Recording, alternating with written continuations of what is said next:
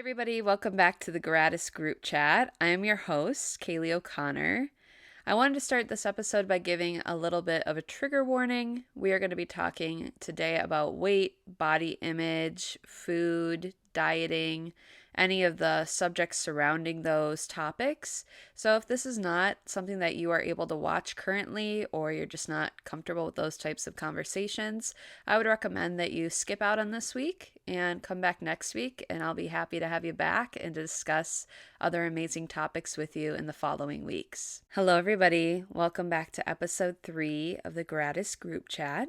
This week, I saw a TikTok that really sparked my interest and really got me thinking about a subject that I think is important to discuss. And I think a lot of times we give credit to women in this area, but I also want to say if you're a man who deals with this, that's totally normal, unfortunately. And it is not just a woman's issue, although women are often portrayed as the ones who need to fix a lot of these issues that have been made up by media.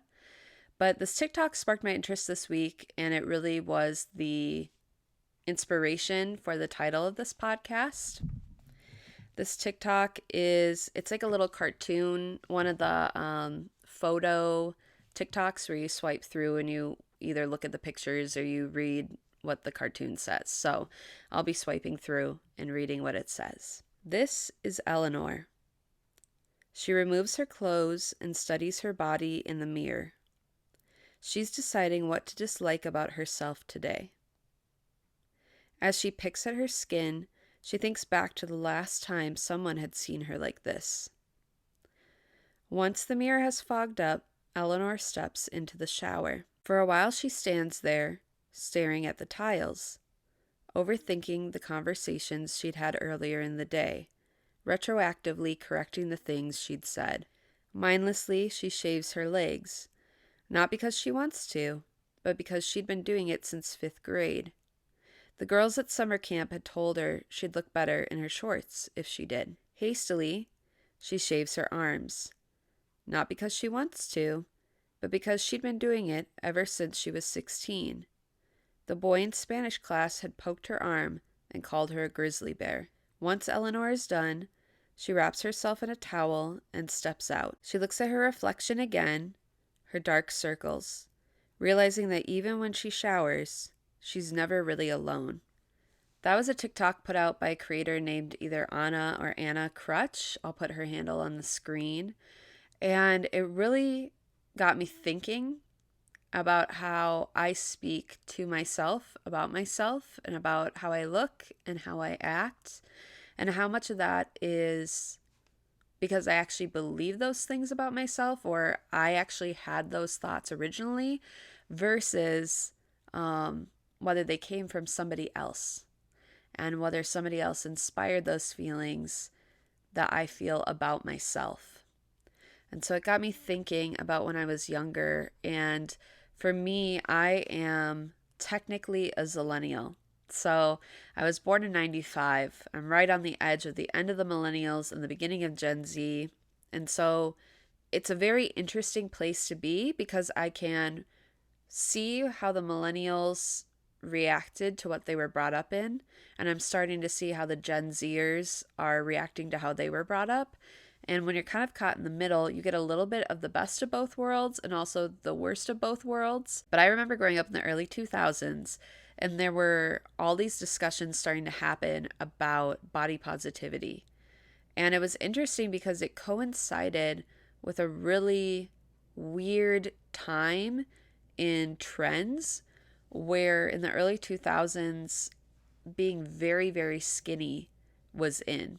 So all the conversations about that were in relation to things like these people in magazines, these stars on TV, Barbie dolls. We being adults, not really us as kids, but adults kind of dug into how can we especially make girls feel good about themselves. And these are not good examples for women.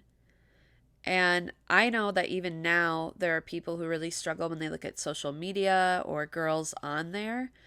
For me personally, that's never really been a struggle. I have always been able to be someone who can separate and like remove myself from that situation. I even as a young adult, I was like, well, I'm not going to look like a Barbie because I'm not a plastic doll. And I'm not going to look like a model because that's their job and they have a lot of training and dietitians and access to resources that a normal person isn't going to have. And when it comes to social media, I kind of feel the same way. We're at a point where we know that people edit their photos, we know that people have insecurities, so they know their angles, and we'll get into that in a little bit later too on a more personal note. But I have never struggled with looking at other people and feeling like I should be like them. Now, that doesn't mean that one of you doesn't feel like that. So I wanted to address that a little bit. And I can understand it's really confusing. And when we look back at ads now, there's this whole group of body positivity people on TikTok who talk about a plethora of things, but one thing being really bad Photoshop from the early 2000s. And I've seen images of girls, first of all, they don't have armpits. We can talk about that. People are calling it armpit cleavage. But like this whole area is just gone. It's like sucked into their boob. And then also there's like this pose and like they have there's nothing here. There's no armpit. Like it's all completely missing. And so I think we're kind of at a point now where we can look back at the early 2000s and it's like, that's so ridiculous. Like, how did anybody, think that that was real or that's how they should look like? But the reality is, we're kind of still living in that today. We're just looking at it as social media perspective. And that's just where I wanted to remind you a lot of things in social media are not what they seem, they're not real. A lot of images are edited, people themselves are edited. And I would love to branch off and talk about how, like, celebrity culture is seeping into everyday people and how all of a sudden our beauty standards for everyday people are now changing, how that's affecting us, how that's affecting how we relate to one another, to ourselves. I think that's a completely different branch off of this conversation. Today, I just want to talk about how the comments from other people have affected us personally. Not the comments from people we don't know, not from social media, but from the people that we interact with on a daily, weekly, monthly basis, how their words affect us. So, as I mentioned, I have never really dealt with the removed part of comparison, but I've always dealt with people making comments about my body, about how I look, about what I eat. And the first thing that came to mind when I was thinking about people in my shower was there was a girl in 6th grade who I thought was one of my closest friends. Obviously, my standards for friendship were pretty low, but she would call me some variation of fat every single day.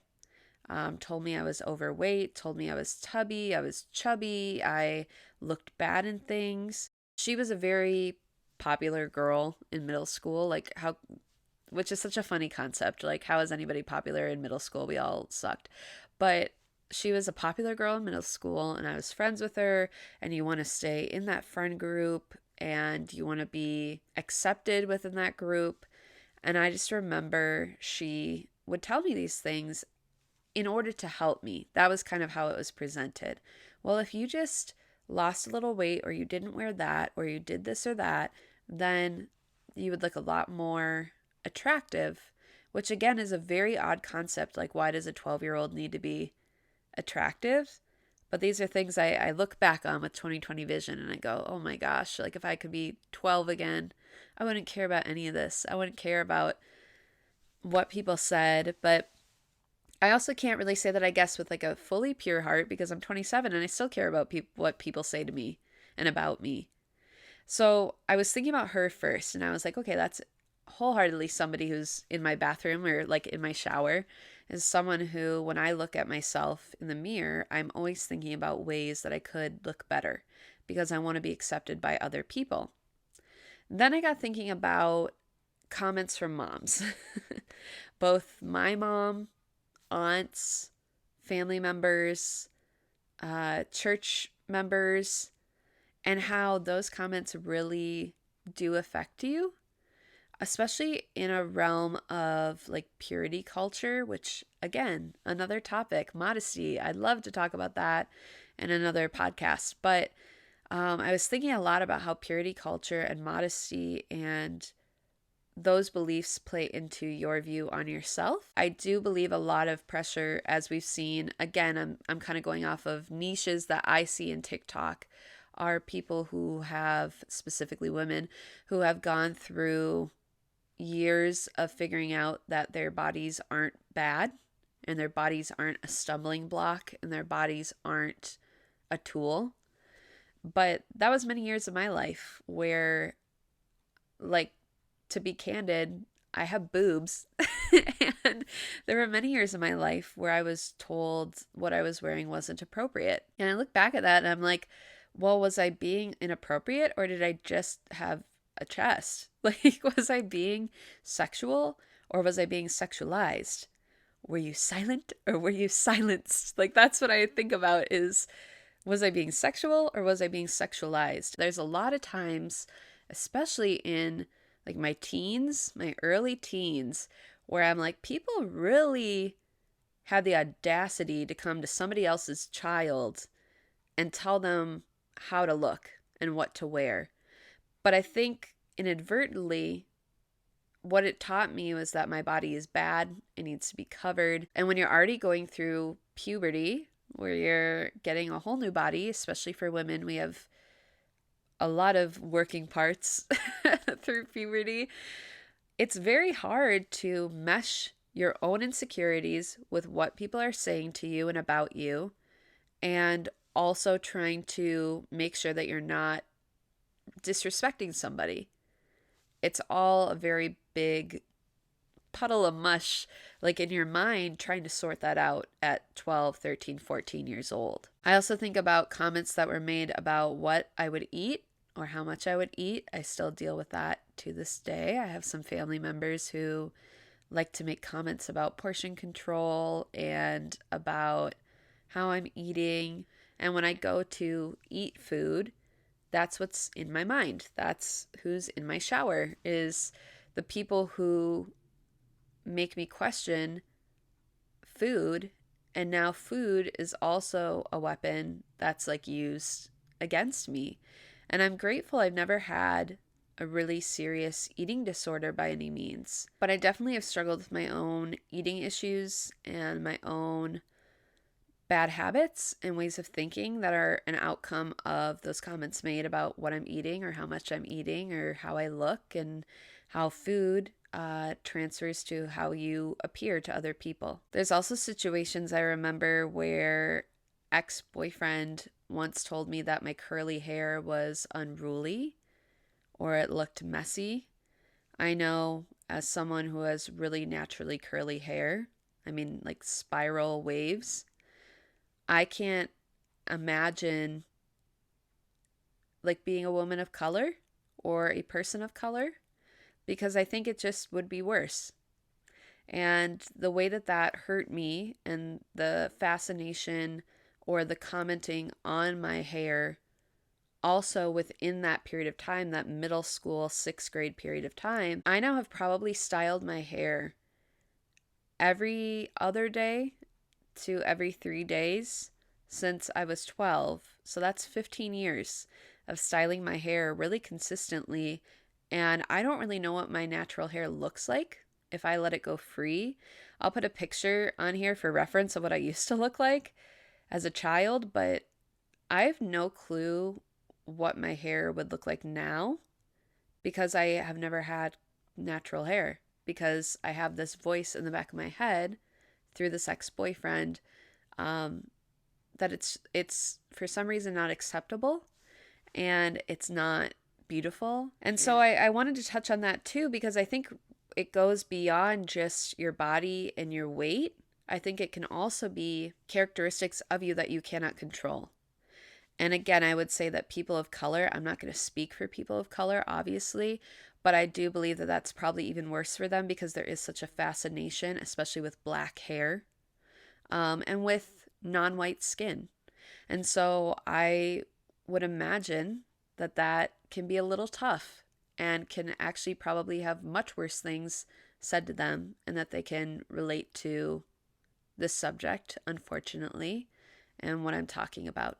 The final thing I thought about was not so much an actual comment that was made to me, it was an idea kind of surrounding me, like I was engulfed in this idea. So take everything I just talked about into account. I don't like my hair. I don't like my weight. I don't like my body. I don't feel accepted. I actually feel like a weaponized tool against everybody, including men. And now going to high school, and I had so many guys who would come to me and they would ask, "Can you set me up with your friend? Hey, do you have your friend's number? Hey, do you want to come to this event? Bring your friend." So it's not something that's specifically being said to me that, well, you're second rate, or that I wouldn't be talking to you if you didn't have this connection, or you don't really hold value to me.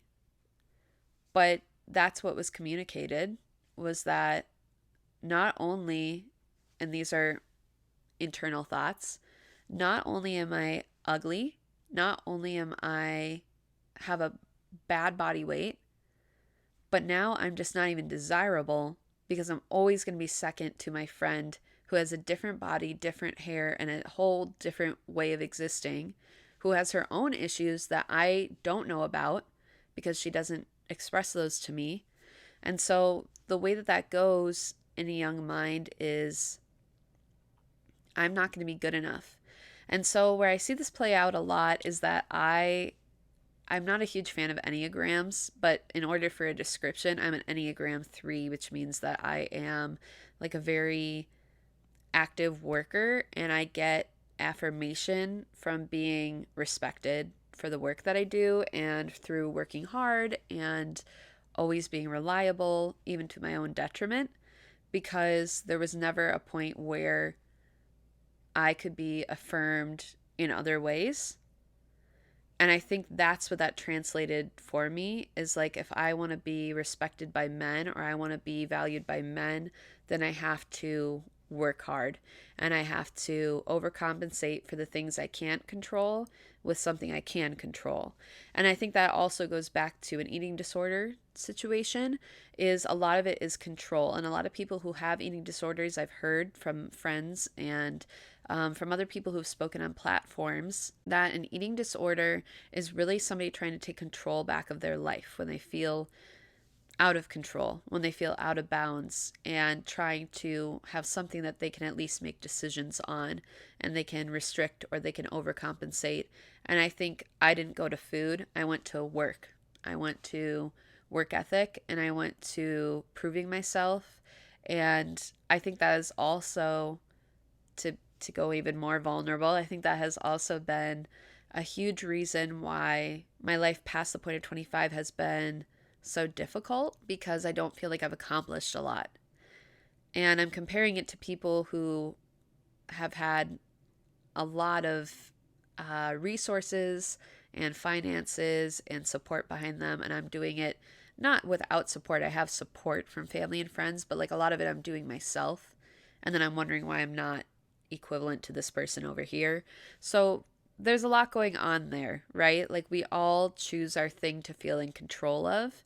And I wanted to touch on that a little bit because I think that is so important. And that is a reason why people struggle with shopping, with eating, with social media, whatever it may be. We kind of tend to go towards an addiction that feels like it's feeding us. And I was thinking about, even, I have a lot of family members who grew up in really poor situations. And it's very interesting how they shop, and they have to have the newest thing and the best thing and a lot of stuff. And it's really eye-opening to me, because I think that is an insecurity of being poor that's playing out in adulthood and feeling rich, right? So it's not just food. I just happen to be talking about body image and food and things of that nature, but this can play out a lot of other ways too in our day-to-day lives. I believe that this whole conversation kind of breaks down into two different areas. There's two ways that someone could be in your shower. Number one is body image, which we've already touched on a lot, but I want to touch on a little bit more because it goes beyond just lack of self-control, so to say. I'm doing quotation marks in the air if you're not watching the visual. But it goes beyond lack of self-control or portion control or diet culture. It goes way beyond that. And as somebody who has PCOS, like my body just doesn't let go of weight in certain areas. My body thinks it needs to be stored up. And to be very frank, PCOS has really rocked my world a lot mentally because, again, it's just building off of these things I'm already saying I believe about myself that are negative. And then you have a body as a woman that's supposed to do one thing, well, two things. It's supposed to have a period and it's supposed to birth children. And when you have something like PCOS or endometriosis, whew, I didn't think this was really gonna hit this way. And your body doesn't produce periods, and there's a great chance that you might not be able to carry children. It's very difficult to feel really confident in yourself when your body doesn't even do the basic things it should do. And that's really tough because it really weighs on you that not only do you have to deal with everything everybody else deals with, but now you have an illness. And it doesn't have to be PCOS. Maybe you're dealing with an illness. I saw a family friend has something that's literally keeping her on the couch for like weeks.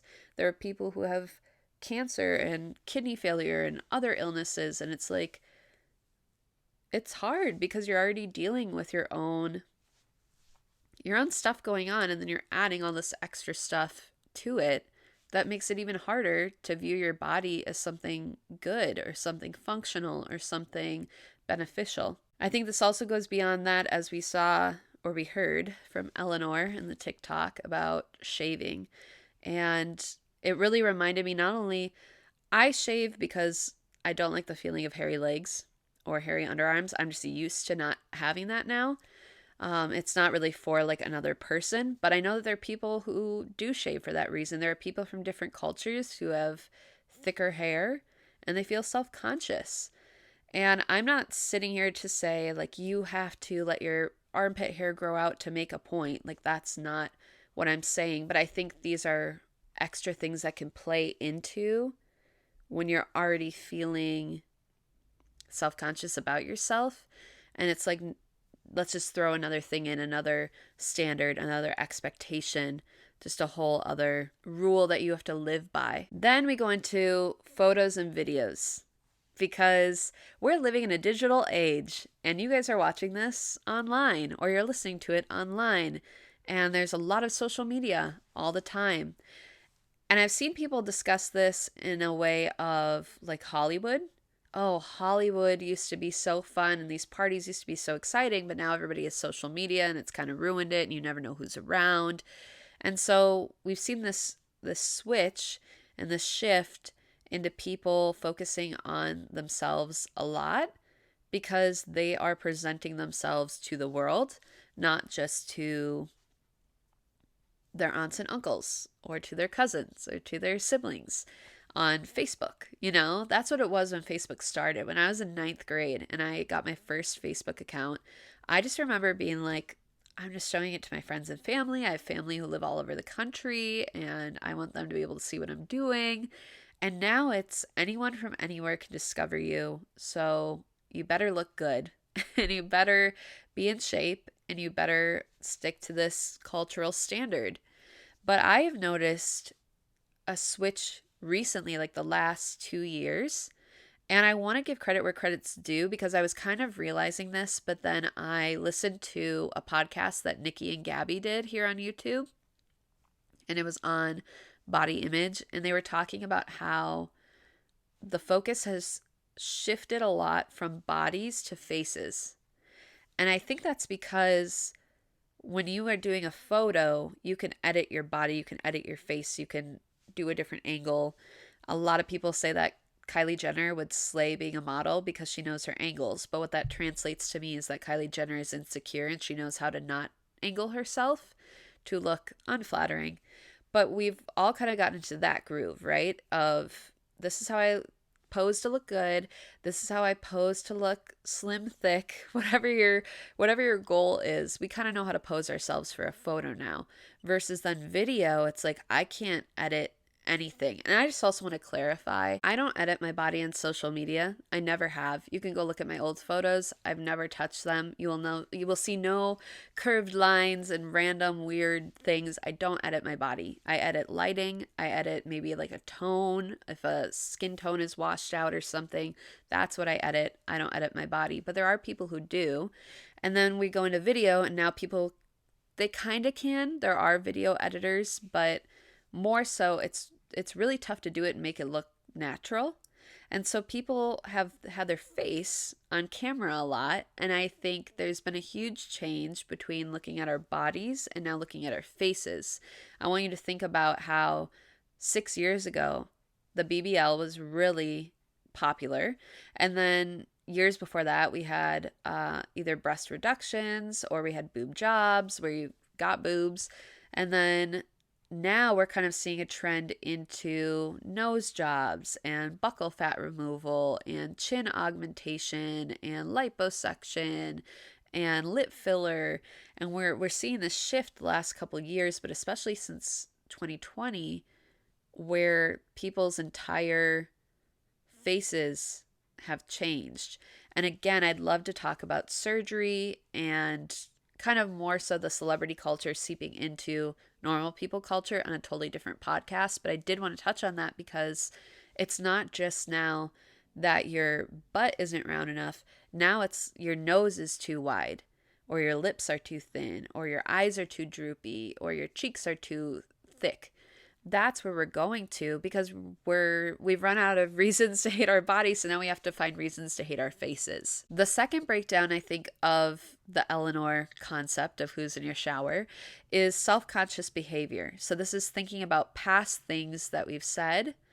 And I think that this even goes into people being afraid to be canceled, right? Because there's things I think about that I said when I was younger that I totally do not align with anymore. There are ways that I treated people. There were things that I said about certain situations that I don't agree with anymore. And there's always this fear, because I've never cleared out social media, that someone's going to go back and find it and cancel me like 10 years later. That's what I think about, which is so silly. Like, we have to give people the benefit of the doubt to like grow and adapt and change. But I think there is a lot of that even without social media. I'll lay in my bed and I'll think about something awkward I said to somebody, or how I could have handled this conversation better. I could have handled this situation better. And then if it's not that, it's having imposter syndrome and feeling like I'm not good enough. Like, why do I deserve any of the good things that I have? What could I be doing to get more of those good things? Kind of going back into the work ethic. So I think it breaks down into how we look versus how we act. And both of those can become really self-aware in a very vulnerable and very risky way. And it got me thinking about, I was watching Pretty Basic. That was what I was watching. It's an interview that Alicia Marie and Remy Cruz do. And they were interviewing Chris Olsen, who, if you don't know who Chris Olsen is by name, if you were on TikTok, you probably have seen Chris Olsen. He hangs out a lot with Meghan Trainor and with basically every other celebrity on this app. And Chris was saying how we encounter people and they instantly annoy us. How we meet somebody new and we instantly don't like them, but we don't know why. And he was saying that his therapist had him realize that those people remind you of other people from your past. But then it got me thinking, how many people meet someone like me and they instantly hate them because they think of me, right? So I'm sitting here trying to reconcile someone's concept of me from when I was 14 years old and I said something stupid, or I said something hurtful, or I did something really immature. But we can't do that. Like, you can't go back. You can't go back and rehab a conversation. You can't go back and redo a fight so that you win it. You can't go back and be less awkward. You can't go back and change someone's perception of you. Obviously, you can go back and apologize for things if it's still a relevant situation. But there's so many things I look back on and I'm like, I wish I'd done that differently. I wish I had said that differently. I wish I wasn't like that. And there's days of my life where I look back and I'm like, just second guessing myself, and I just think I'm stupid, and I wonder how this person perceived me, and it just branches out from there. And people have told us, well, you're too talkative. That was when I got a lot. More so in high school, less when I was younger. I was pretty actually shy kid, but then I got into high school and I would always get like how I talk too much, how I disrupt class, how I'm a clown. I would get that a lot. But I do look back and I think about how, well, I talk too much and I'm annoying and I'm too upfront and I'm too blunt and I'm too sassy. And these are all things that came from other people. You need to soften your edges because you're too sassy or you're too direct.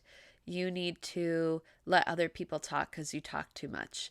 You need to pay attention because you're disrupting everybody. Those are things that came to mind. Now, are those things ultimately like that bad? Not really. Like, we all have things that we could improve on. We all have areas that we could, as adults, be better in, that we weren't very mature in as teenagers. But I do think that that plays into our view on ourselves and our self-conscious behavior. So now when I meet somebody new, I'm not as forthcoming when I meet them. I'm not as trusting.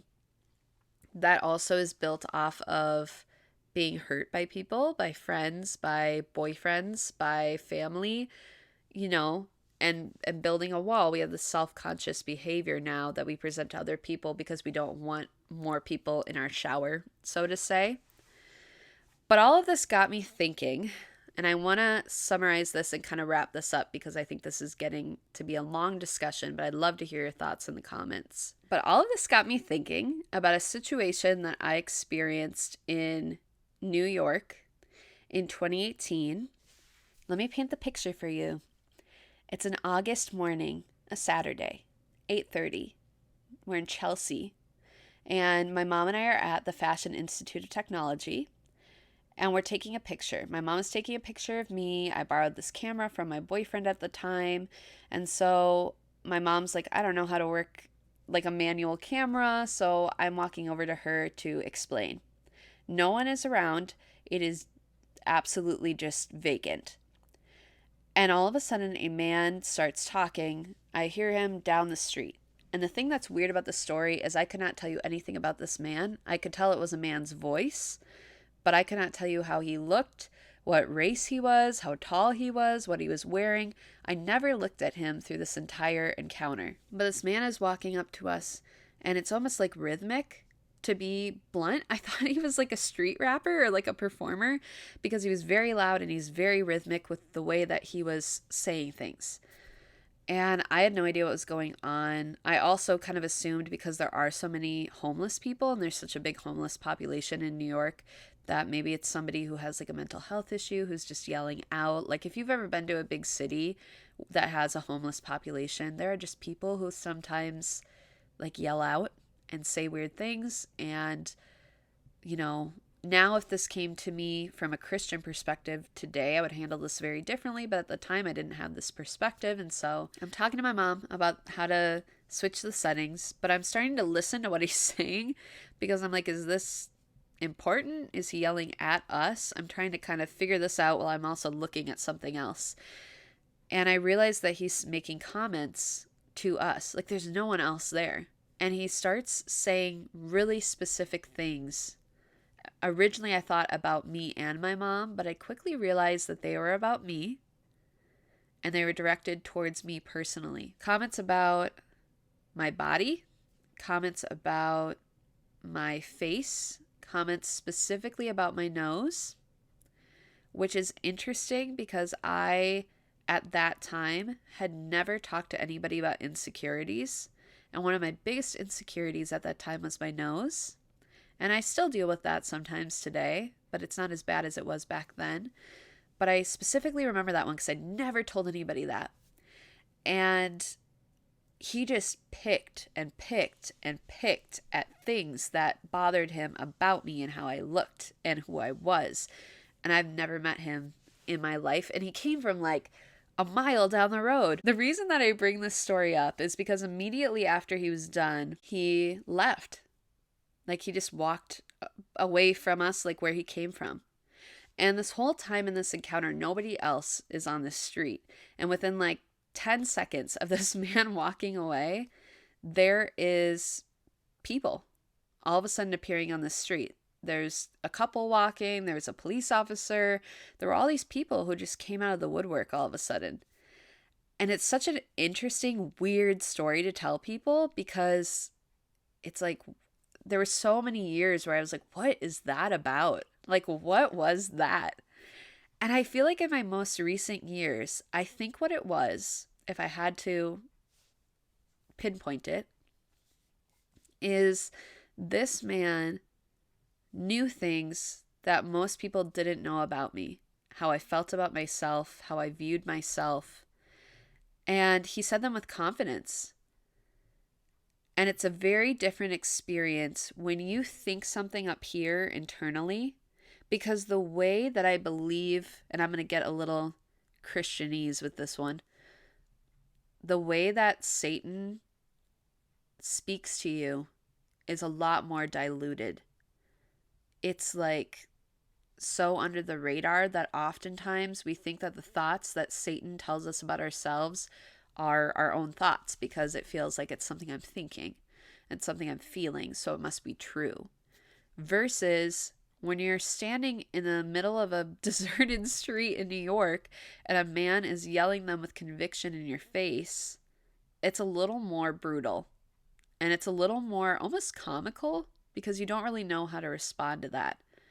But the reason that I tell this story, and the reason I think this story even exists in my life, is that you are the person in your shower.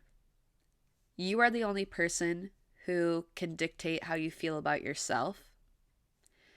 And you can choose if the man from New York who's yelling in your face, all the things that you're doing wrong, saying wrong, how bad you look, you choose if he's in your shower or not. You choose if the girl from 6th grade that bullied you is in your shower or not. And it's unfortunately your responsibility. It's not one that you asked for. It's not one that you wanted, but we have to be more aware of how we view ourselves. Because the way that we speak about ourselves is the way that we're going to treat ourselves and what we're going to reflect to other people. I'm not someone who's like, the energy you put out will come back to you. Like, I don't really subscribe to that in a wholehearted way. I do believe there's a little truth to that, right? Like kindness speaks or joy speaks. Fruits of the Spirit speak to people. They're an outpouring of what you're feeling in here. But I do believe that if you had someone standing in front of you and they just screamed in your face every single thing that you hated about yourself, how would you feel about that person?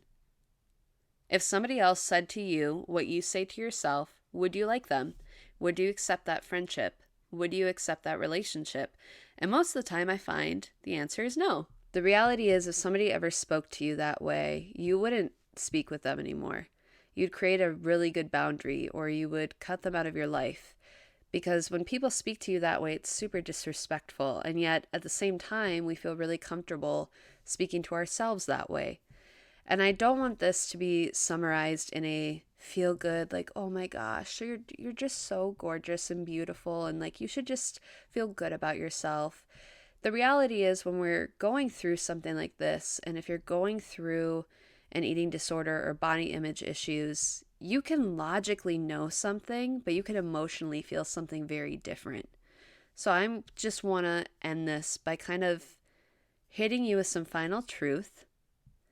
And that is that nobody thinks about you the way that you think about you. And I guess I mean that more in a obsessive, time-related sense. I discovered this last year. Nobody knows that I didn't post something because they didn't know that that was going to be posted in the beginning. So nobody is disappointed when I'm not posting. Nobody is looking at my body the way that I'm looking at my body, because nobody knew that that girl said that to me in 6th grade, or that that man yelled at me in 2018. Nobody is looking at what I'm eating, thinking about what I'm doing or how I'm acting. Nobody looks at you the way that you look at yourself. Nobody cares about you the way that you care about yourself. And I feel like that is such a freeing place to be in. It's kind of harsh, but it's so freeing to just be like, nobody cares. Literally nobody cares. If I have hip dips, nobody cares if my face looks a certain way. I only care because I look at myself. I look at myself in the mirror. Nobody else looks at me and analyzes me and picks me apart the way that I do. And so I wanted to say all of that just to remind you, in those moments where things are really hard and like the feel good encouragement stuff doesn't work, just remember, like, people care about you, but nobody cares about the things that you're focusing on. People remember you by your personality, by how kind you are, by what a good listener you are, by your talents, by how excited they are to see you, what you bring to a friendship. People remember you for those things. People remember you for the way that you showed up for them in the middle of the night when you had no makeup, your hair wasn't done, and you were in sweats. That's what people remember you for. And I think sometimes we just have to get out of our own heads and focus it back on outside of us. Both what can we do for other people, but like in a self-image sense, how do people view you? They probably view you very positively, unless you're just like an awful person, right? Which a majority, 99% of us are not just awful, horrible people. We're just people who are trying to make it work. We're trying to go about our day. We're trying to have good relationships, and we're trying to be hard workers.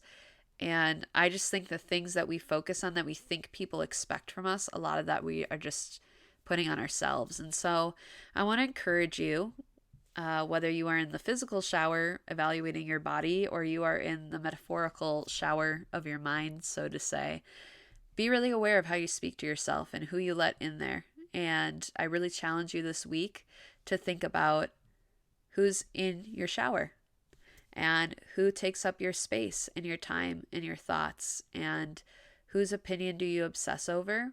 And maybe there need to be some changes that are made to who's in your shower. Thank you all so much for listening. Please don't forget to subscribe to my YouTube channel and also on Spotify and Apple Podcasts, and give it a big thumbs up or a heart or a like for whatever different social platform you are on. And don't forget to follow me on socials at Kaylie_N_O'Connor. I'll see you guys in the next podcast.